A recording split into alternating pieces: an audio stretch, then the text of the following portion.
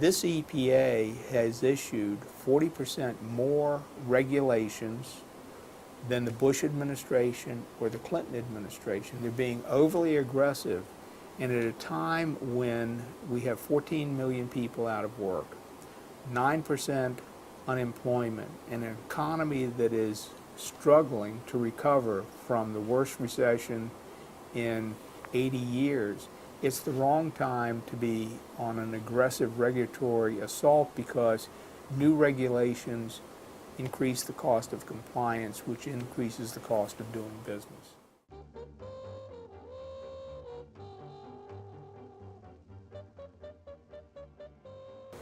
The history of CAFE deals with the first oil embargo, and the government wanted to deal with the issue of oil imports, and President Nixon wanted to have energy independence. So there was this big movement in the early 1970s to reduce our consumption of oil, reduce oil imports. Congress, in its wisdom, decided to impose these standards on the auto industry.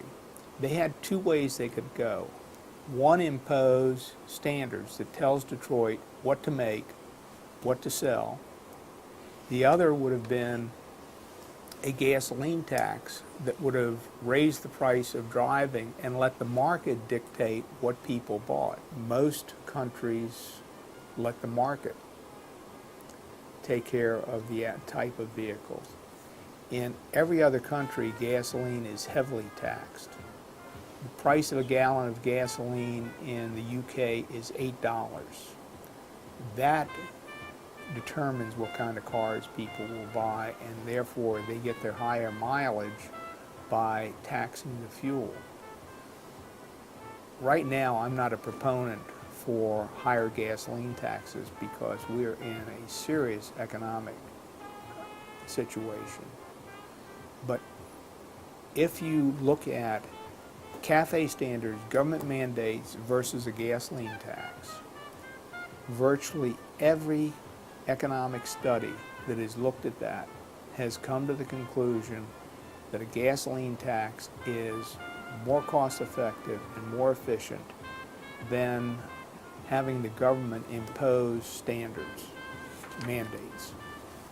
I don't know that the CAFE standards have done much in the way of reducing oil imports. If the objective is to reduce the imports of oil from unstable regions, one of the ways that we can do that is simply produce more of our own oil. This administration and this EPA wants to push hybrids and electric vehicles. If the technology is there, companies will use it and people will buy it. If they can get an electric vehicle that is cheaper to operate than a gasoline vehicle, they're going to do it because they want to save money.